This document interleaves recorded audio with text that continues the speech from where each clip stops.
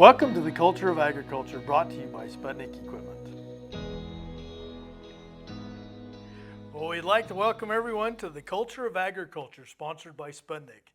I'm Brent Rigby. I'll be your host today, and we are pleased to have Andrew Mickelson with us from Mickelson Farms that has joined us today.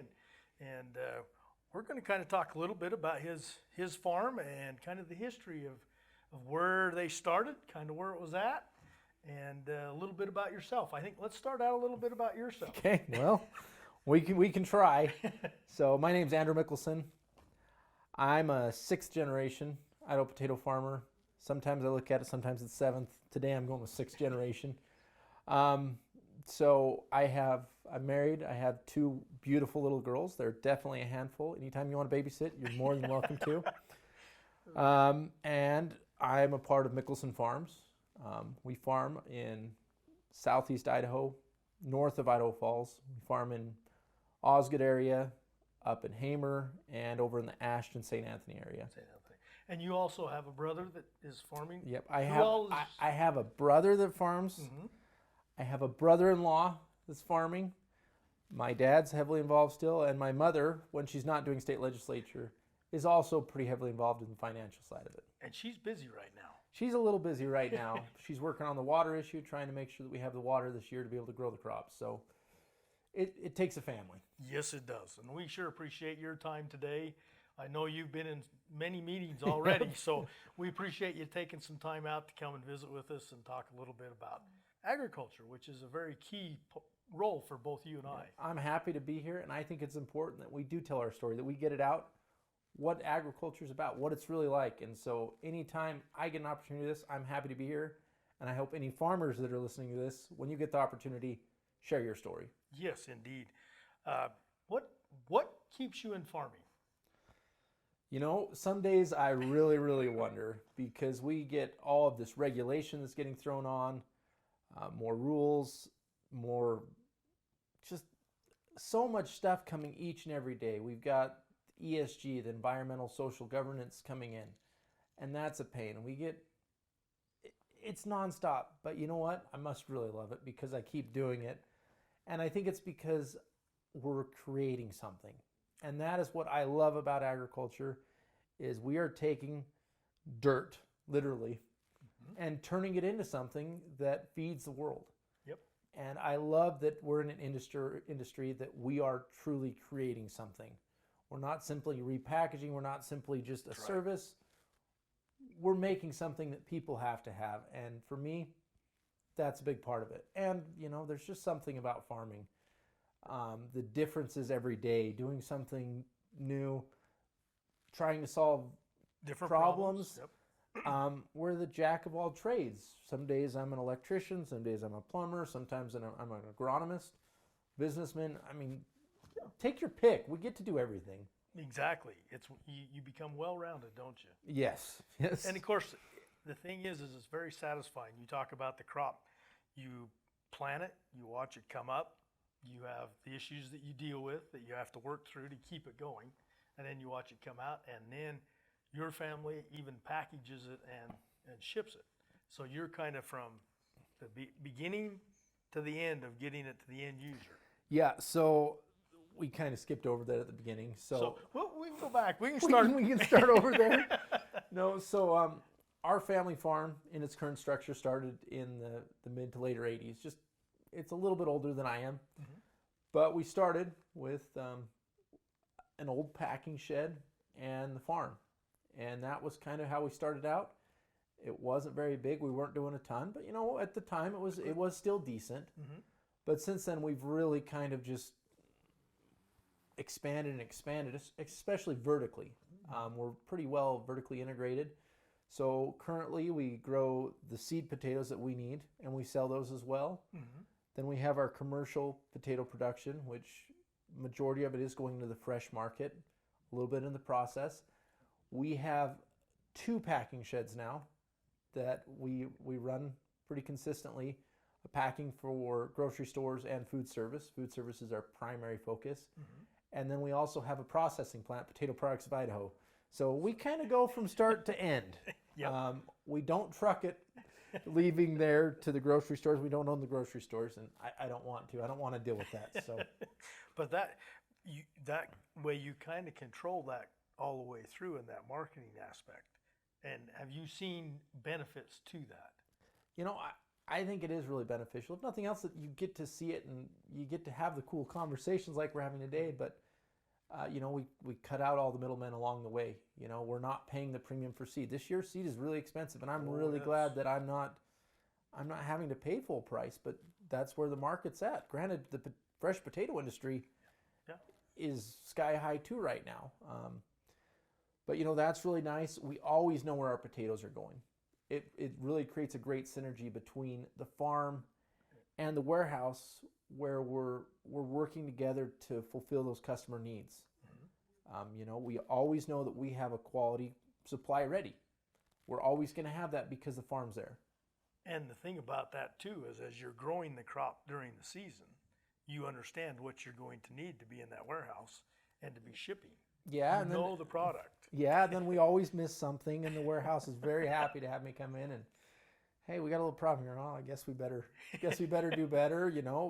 It really makes me in tune though, because instead of simply getting a check at the end, I'm seeing bruising. Yes. They pull me in my office. I have 2 offices, one in each shed, so we get an opportunity to see the potatoes. I get pulled in often to come take a look at the potatoes, see the problems that we're dealing with, what the customers are going to deal with. And I do think that really helps, because we're always striving to make sure that we are taking care of those customer needs. Exactly. What are some of the challenges, obviously over the years, and you've seen it since you've been small, all the way up through. What are some of the challenges that you have seen yourself and your dad at the last 20 years? Obviously, we talked about rules and regulations coming in on us real heavy. Yep. But what are some of the other challenges that you've been able to, you're faced with, and that you've overcome as you've expanded and done the different things with your operation? So we talk about expansion, and that's something we've done a lot of over the last 10 years. Since I've been full-time, we've had 3 pretty major expansions where we've kind of gone into new areas, we've done new things, we've kind of taken over operations. But one of the things that's been key to us is we make sure to take the emotion out of the ground. So the farm ground that we had when I was born, when I was working, it is all gone. We don't have any of the original farm ground, because what we've done is we've seen farms that are better. We've done the analysis, and yes, it's hard. You want to be a ground bearer. You never want to sell a farm. I mean, it's just, it kind of ties into your background. And you don't want to. I remember when we sold the farm they sold the farm that I was born on, then they sold the farm next to it. It is emotional, and I know for me at the beginning, before I did all the analysis, I was kind of saying, "Man, let's not sell. Let's just hold this forever." Because it was something that you were used to all those years. Let's just hold on to it. Yep. But what I did is we built a pretty extensive worksheet so that we're able to track those costs. I track costs and profits by each individual field, and I started to find these fields are not returning as well as these others. And so that's been one of our keys to success, is making sure that we're continuing to move forward instead of just getting stuck on it was the homestead or it was, like you say, the emotional side of it. Yeah, and I think you have to do that. If you want to stay in business, you can't be tied down to emotions. That's right. I know another part too that was also difficult is for a time there, we had expanded quite a bit more. We had some leases that were coming up, and we actually decided not to renew those leases. And so we actually decreased some. But you know what? It's what we needed. It gave us the right ground. And yeah, it was hard to go from being, here to here, Well, because you get going and you expand and you expand again. And then you think you got to expand again. Yeah, and and you get stuck in this mentality of, we just need to expand. Yes. And I think you have to be real careful when the correct opportunities present themselves. You go for it, 100%, but don't be trying to buy yourself a job. Yes, because sometimes you lose yourself a job in that. But I think the key that what you were talking about is being able to look at each field and obviously with precision and all that, you even start to break down some of those fields to see what you're doing. Yeah, we're starting to do the yield monitoring in it too, and try to watch that as well. And so you start to look at that, and that makes you successful at understanding what your costs and what your profit is in those to keep that. I commend you guys on that because it takes a lot of emotion in this ground sometimes that you just keep farming it because you think you need to. Yeah, we don't track every cost to every single field. I don't say that we change that part there and it's assigned to this field. We still have some work to go in the cost. Cost attributing, but at the same time, you can get caught up in that and spend more money tracking your costs for every single thing than it's worth. But you need to know where your profit and where your loss is. And so, I'll go through chemicals, all the chemicals applied. And when we get to, harvesting costs, I'm not going to assign this field this much more and this, a little bit less. It was raining that day, so no, but it still gives me that trend line and that baseline that I work off of. Yes. One other thing that we've done is water. Water's been big. I came from a water meeting earlier today. There's water meetings going on right now that I'm not on the phone call because I'm here, but that's okay. My mother can take care of that. But water efficiency for us has been key. So 10 years ago when I started, and I can't believe it, it has been 10 years now. 10 years this April, I had been back on the farm working full time. We didn't have telemetry on our pivots. We weren't tracking really what we were putting on. We had some rain gauges. We took telemetry and applied it to all of our big pivots. And so now we can have weekly meetings and talk about this field we put this much water on, this one was this much water. And sometimes you find, maybe I need to pick this one up. It's a tool. We go out and we use our shovels. We're still checking. You still physically are seeing, but the telemetry and all that helps. Yeah, because sometimes you get outlier pivots that just dump the water on and you're not noticing it because you're involved with so many fields and making sure that you keep up on each of those. Sand is the worst because sand, you can dump water on and it will just keep taking it. But it could store it underneath where you... in the aquifer. Yeah. Some of our sand pivots, we've seen water savings of 20, 30% by watching that. We're looking at evapotranspiration each week, how much inches were applied. Okay, it feels a little dry. Sometimes we have to go a little more, a little bit less, but it gives us a baseline. And we say, hey, here's our range this week. We're putting 2 inches on. That does not mean put 4 inches on. You got to be in the range and work from there. And so that's been something else that's been really big for us. Well, and like you say, you sit in some of these water meetings and the discussion comes up that are we conserving water or are we wasting it? And being able to do what you're talking will help show that conservation is there. Oh, it is 100% there. And I agree with what you say. Over the last 20 years I've watched or more that we have really changed how we irrigate compared to what we used to do that. And we need to because water is one of those commodities that we got to have. There's enough here in the state of Idaho if we figure out how to not be stupid with it. If we use it effectively, if we're recharging when it's possible. There are ways for us to make it work. We are very blessed that way. Oh boy, we are. We're hearing about other aquifers. They're just drying up and there's nothing they can do. It's not replenishing. We have the tools here. We have the water supply. Yes. If we got to watch it and manage use it correctly. Yes. Of course, and it's exciting this year. We got a lot of snow in the high country. And even kind of down in the low country. Well, that's a little deceiving. I went to the meetings this morning. There's a lot of snow on the ground, but the moisture content is because probably... it hasn't melted. This has been one of our coldest winters we've ever had. We still have snow from November. Yes. And it just blows around, and then we clean it up, and it blows more. But it is interesting up snowmobiling. I've been up there quite a few times snowmobiling. In fact, this last weekend we were up in Island Park, and we had a 7 to 8 foot base with another 2.5 foot on top. And it is interesting when we've dug down, usually you don't see a blue tint to this snow. And there is a blue tint to this snow this year, which I kind of tend to think and then you can tell in your gloves and different things, there's some moisture in that snow. But obviously what they're kind of saying maybe isn't showing that. The numbers were like 113% of I've noticed those numbers. in that area, and so I think we're going to be okay this year. We're not going to refill everything. No, and I think it kind of depends on what kind of moisture we get going in with some rain now as it starts to melt. Yeah. As long as it doesn't all happen at once. Yeah, and that's the other concern is I remember it was 4 or 5, maybe 6 years ago. Time starts flying when you're having fun. Yes, it does. We just flooded everywhere because it warmed up too fast, and that's one of our concerns too. We saw pivots halfway underwater. Yep.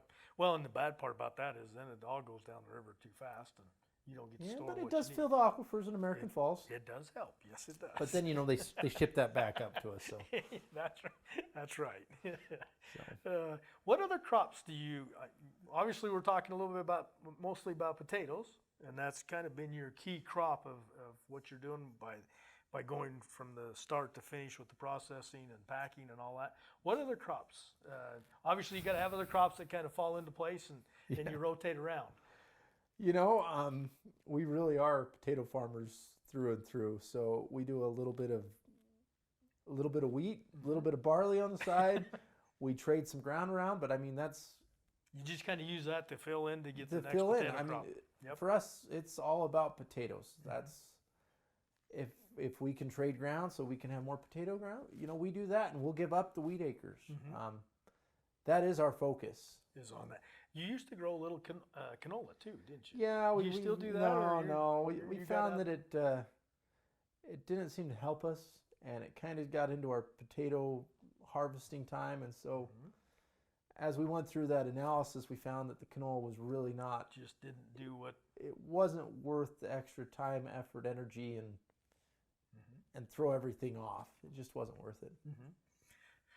So, well, that's interesting to know as you go along. But yeah, you just kind of rotate with different crops there with the wheat and the barley, and then you switch out with other guys on that quite a bit. Yeah, but they're just doing pretty much wheat and barley, so it's pretty much just spuds and Yep. spuds and. How was wheat this and stuff. last year for you? I mean, had a decent year this last year. You know, one of the opportunities and challenges that we have is our farms are kind of spread out. One of our farms we did pretty good, probably one of the best crops we had. Another one, it was my most disappointing crop in the last 3 years. So you know, I think that it was kind of a mixed bag this year, to be honest. Yep. The year before, people struggled a lot, and so some people thought this year was a little bit better. You know, overall production was down. We'll put it that way. You know, and it was. Acres are down, production's down. I'm very interested to see where this year's going to go, but with this really cold weather, anything north of Blackfoot, which is where we're at right now, I think we're going to be talking delayed plantings. I don't see any other option to it. Because soil temperature isn't going to come up quick. We got to get rid of the snow. It might not be frozen because it's been under snow for so long, but I mean the snow drifts are high. I mean, I've got trailers buried under snow. I mean, we're using snow equipment that we never thought we'd use. I mean, our snow equipment runs every single day, and we've never had that before. Yeah, the last 10 years you haven't had to worry about that. I've never had a winter like this with just snow removal. Just consistent. We have 2 guys up in Ashton. That's pretty much what they do every single day. Just go move snow. What are you doing today? Go move snow.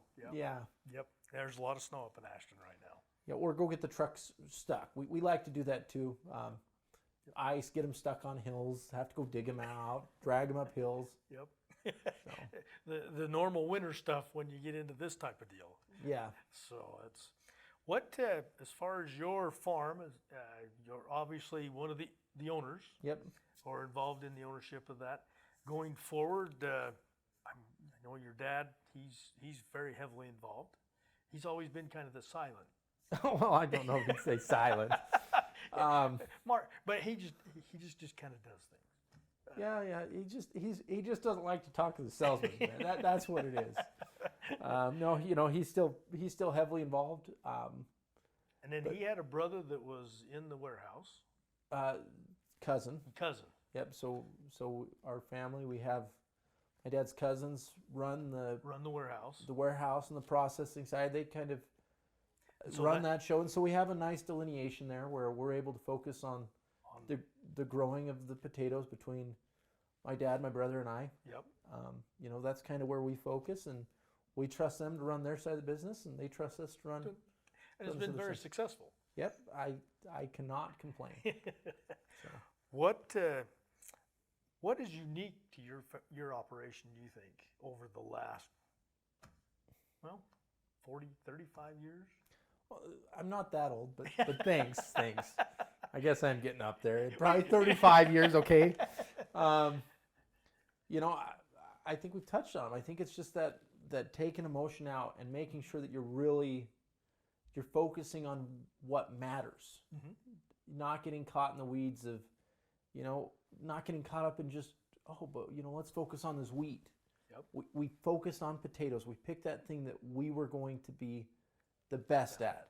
And then we pursued it, and we found the best ground, and we found the best way to vertically integrate. And that's, I think, what's made the difference for us, is focusing on what matters the most. Do you have a good story, a good farm story that you experienced, you and your dad and your brother, that maybe would be unique?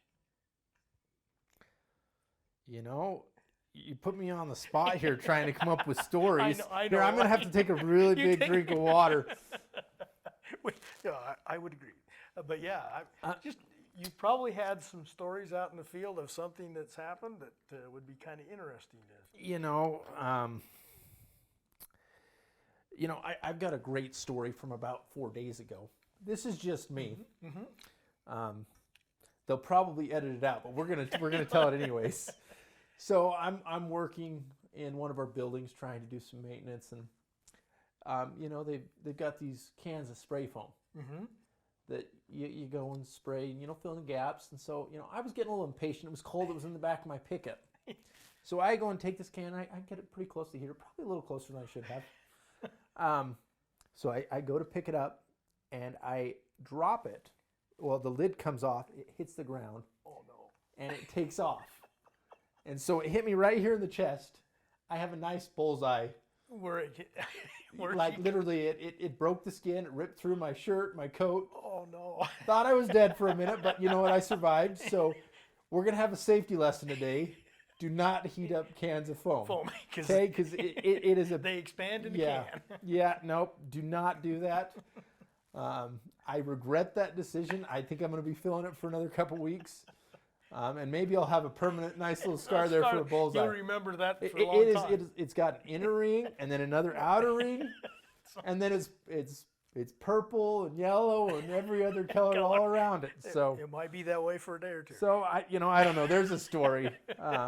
Well, and the thing is, in farming too, you talk about every day's a little different. You do things differently.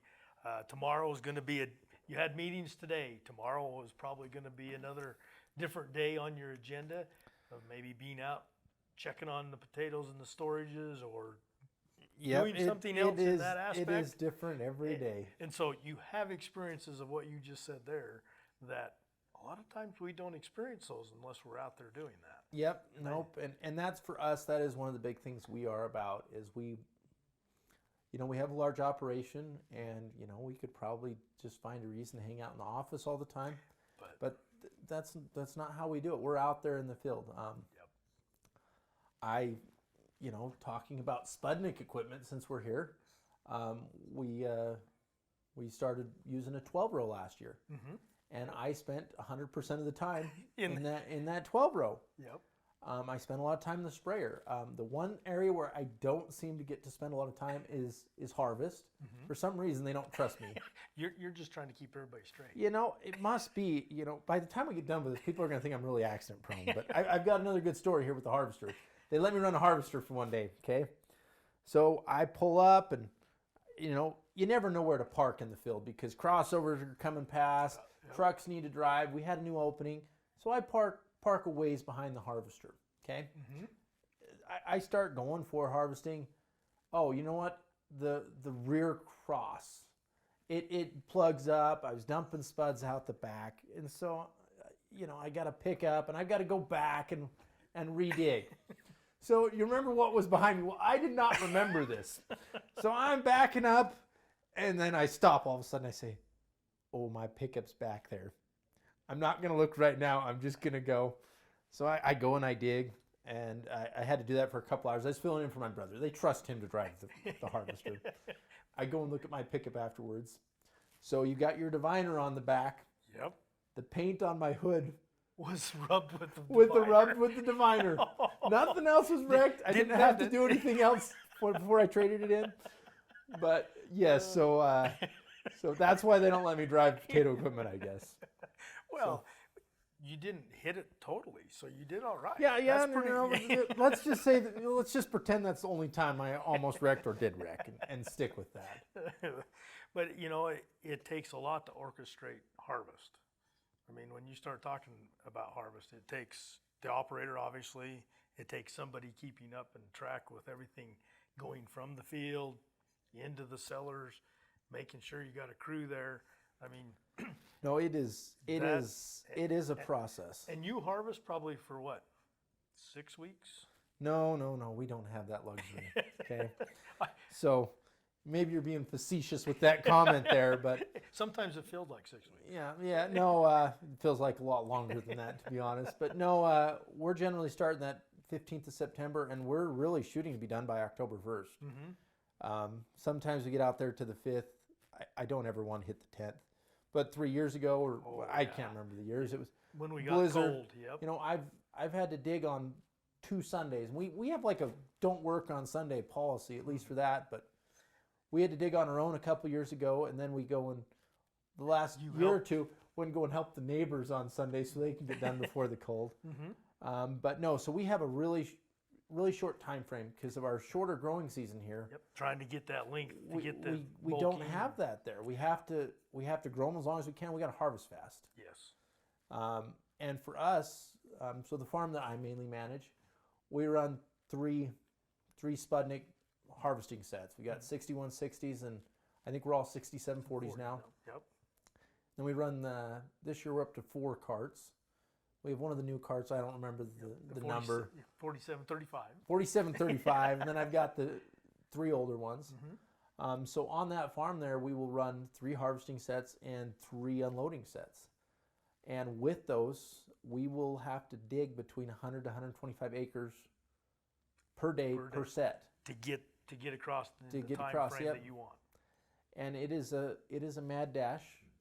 For us though, with the carts, we found that they don't really work as even flows as some people like to use them. So for ours, we found our fit is they take care of our warehouse. Mm-hmm.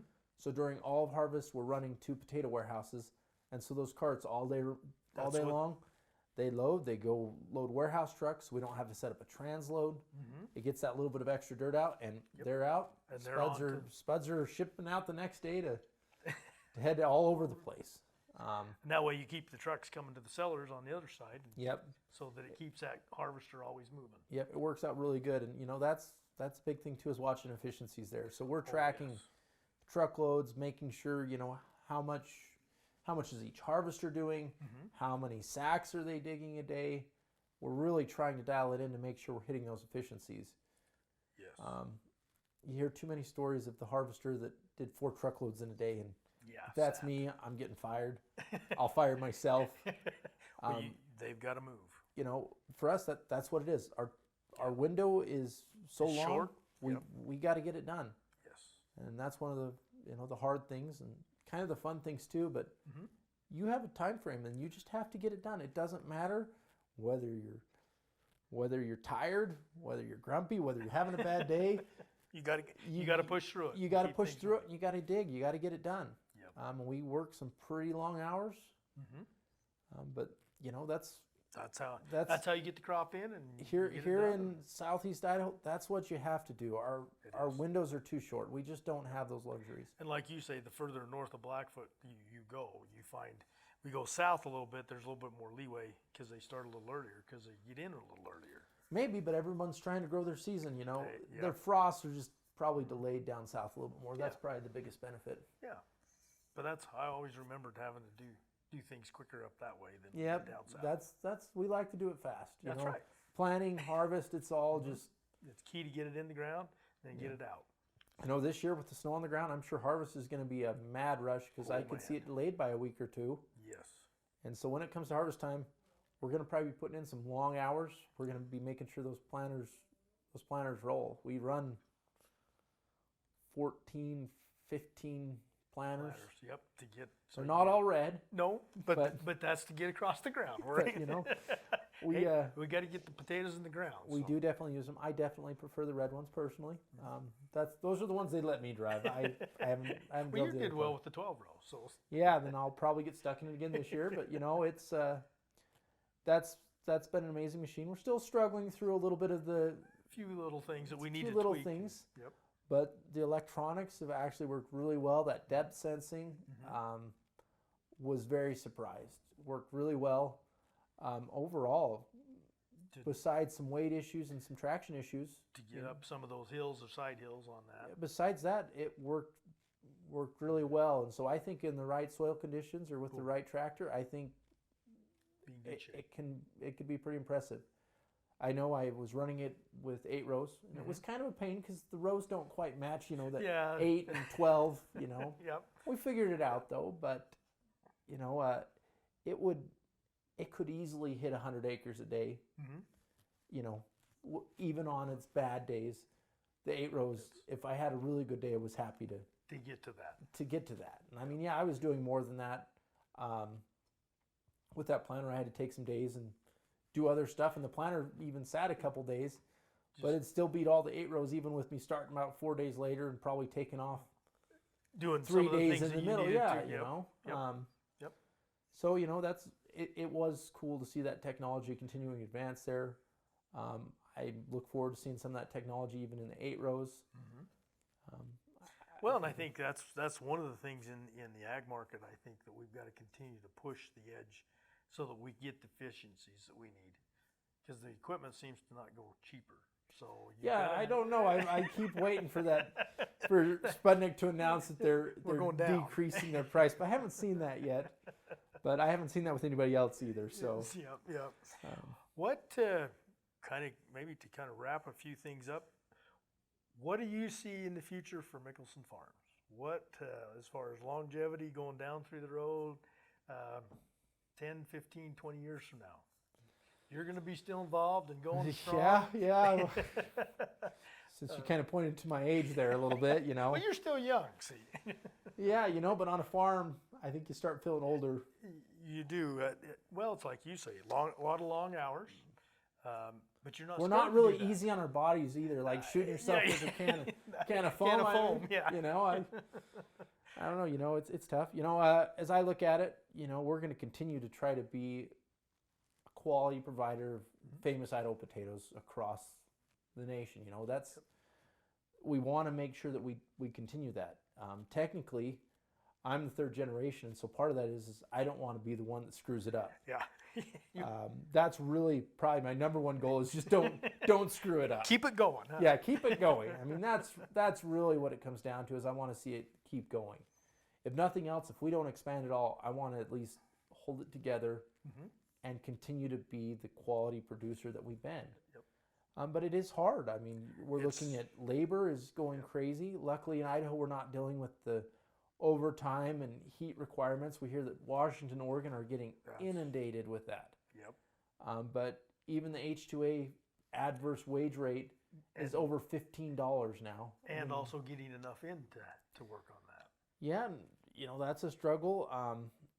I think especially when we're looking for leaders, the next generation, been out hiring new farm managers. Yep. It is a struggle to find that next generation. It seems like I'm either finding somebody that's right out of college, which I applaud them for graduating college, but you know what? Generally, they need to learn a little bit. Yeah. And you still got kind of that hard knock side of being and you'll find out that of that group, about 50% try to find any other industry, whether it's working for Sputnik or whether it's working at a chemical company. A lot of those guys fall out. But it's either that or I'm finding 55-year-olds that want to spend, a couple more years and be done. I mean, we're really... The middle is... We're really missing there. Well, and we have less and less people that actually have worked on a farm. And that has changed kind of that aspect of understanding what the work ethic and also the things that are entailed. Yeah, the problem is it is really hard. You can teach a lot of things, but it's hard to teach how to have that farmer mentality of the, you know what, it doesn't matter what crap's happened today. It doesn't matter what's gone on. You have to go on. Yeah, you have to move past whatever. You have to get the job done, and that mentality is so hard for people to understand. Yes. And I don't like to say this generation, or I don't like to go there, but there's a lot of this right now of it's 5 o'clock, it's time to go, and I need to take a week off here and a week off. It doesn't work. We've got to do our best to continue to give that to people, but it's not always going to work on farming. No, you have certain times that, like you say, harvesting, planting, and all through summer. I mean, it's a pretty high intense. You got to go, and it's got to be done. Yeah, granted, in the summer, if all the pivots are working, go home. It's great. Hurry right. Before you jinx them. Yeah, exactly. Of course, and I even look back, in that year and a half or so, 2 years, this COVID kind of coming in and doing things. You didn't have the opportunity to just go sit at home. No, for some reason we were still essential workers. So while everyone else was getting, staying at home, our potato warehouses, for some reason, they were going. They wanted us to keep going, and it was a very challenging time working with all the rules and regulations. Yep. But we survived it. We survived it, but it was hard, and especially when, it was probably the morale thing of knowing that everybody else was staying at home and not doing it. That was probably harder than anything. Just, of course, I would have rather been out going, because staying at home, you know how that gets. Well, yeah. You can't sit at home very long. No, a vacation about 4 days is about perfect. Then after that, you're starting to say, hey, we got to get back in the field. We need to do something else. But no, it was a tough time. I think that we did come out of it really well. It hurt potato industry for those in the fresh market when it hit. Yes. We were going to have an amazing year. Yes, we were heading really good. And it just shut down those restaurants. Yeah. But then the next year, things started to pick back up, and we're just hoping right now that we don't see this too big of an economic downturn. Yes. The R word of recession is very. Everyone's really leery to talk about that, but you know what? It's a reality. It is. We're hoping it doesn't shut down food service. We're hoping that people keep going to restaurants. So I guess the biggest takeaway from today is eat a potato. Yes, that's right. And the one other lesson that my dad always taught me was, if a restaurant is offering you potatoes, whether you can eat them or not, you always just take them. I don't care if you throw them away. Just make sure you take them. That's right. Yep. Motto is love potatoes. Huh?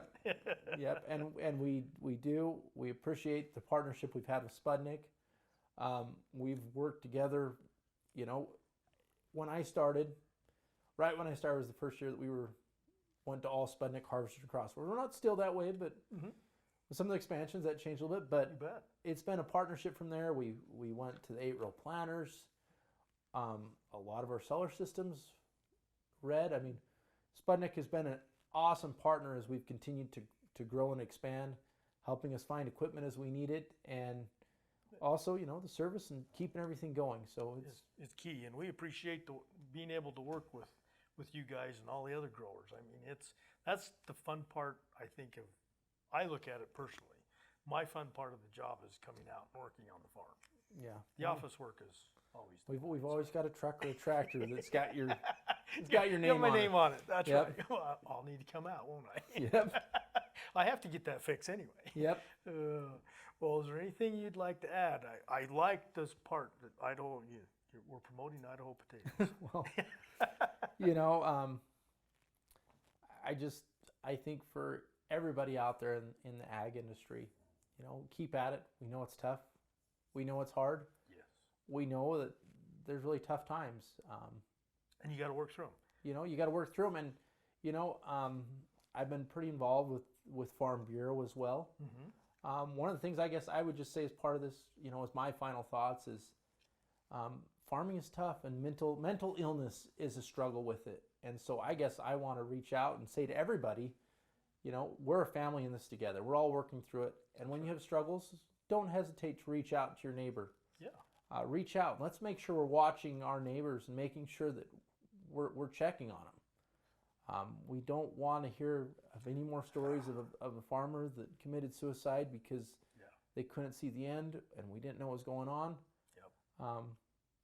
Yep, because if you were able to just sit down and visit, a lot of times they can work through that. Farmers, we've learned that we can get through about anything. Yeah. And we really can, but you know what? Some people have a struggle there, and so, as I say, that's my parting words, is reach out to a farmer next to you. Make sure that they're doing okay. Let's all stay safe out there together. Yes. We really are, as much as we're competing against each other, we're really on the same team. Oh, yeah. We're right there We're feeding the together. country. We want to make sure that the people are fed, and we want to go home at the end of the day. That's right. Enjoy our families. Yep. Just like those 2 daughters that you have. Yep. They'll be waiting for me to come home tonight, and they won't leave me until they go to bed. That's the joy of being able. I always said that was a joy on the farm too. As it seems like when you work as a family, you're together all the time. Yeah. Well, they love to come with me, but then they all want to come in the tractor. And you know what happens about 5 minutes in? I had one sleeping on my lap, and the other one wants my phone to play a game. But you know That's what? right. What's new? But you get to spend time with them. Yep. And that's one thing I do love about farming, is the opportunity to spend time with family, and it is a family job. It's not just. Well, you remember, you can remember a lot of days with your dad, you know, when you were younger, I'll bet, that stick out in your mind. And that's, he didn't take us too often, but you know, but when he did, you know, and lets me drive, and you fall asleep, and you know, drive the pickup in the borrow pit. Wait, we're done with those stories. Yep, we are. Well, we appreciate, Andrew, the time you spent here with us this afternoon, and for the information. I'm excited about your farming operation and for the future there. I'm excited about farming in general right now. I think right now agriculture is very exciting. Lots of opportunity in the agricultural market for anybody that is looking to jump into an occupation. I think ag is one that would be a very exciting career going forward. If you're willing to work. If you're willing to work. Yes, indeed. And I would also stress, be safe. I know Andrew just made that comment as we head into springtime and getting the equipment ready to go, especially with the snow and some of these things maybe pushing the season a little longer. We want to make sure that everybody's safe in this process. So really appreciate your time, Andrew. Thank you for coming and sharing that with us. Wish everybody a wonderful evening and afternoon, and until we come back, this is the Culture of Agriculture, sponsored by Sputnik. Thank you. There we go.